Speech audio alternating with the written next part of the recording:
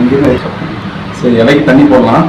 அப்படியே கழுவி வச்சு இருந்தாலும் ஒரு கொஞ்சம் வாஷ் பண்ணலான்னு சொல்லிட்டு இலைக்கு வந்து நீட்டாக பக்காவாக வாஷ் பண்ணி வச்சு இன்னைக்கு என்ன ஸ்பெஷல்னு பார்த்தீங்கன்னா நம்ம நான்வெஜ்ஜில் பன்னிக்கறி தான் ஸ்பெஷல். இன்னைக்கு அது ராயல் பன்னிக்கறி.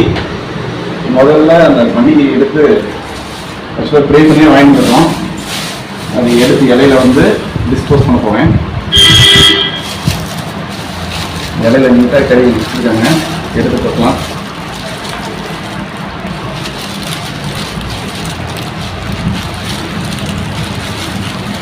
ஓகே, நீட்டாக அந்த பன்னிக்கறி இந்த ஆடையில் நீட்டாக பார்சல் பண்ணி பக்காவாக கொடுத்துருந்தாங்க. நீட்டாக எடுத்து குட்டியாச்சு. நீட்டாக வறுவல் பண்ண பன்னிக்கறி அங்கேயே ஆக்சுவலாக கடையில் வறுவல் பண்ணி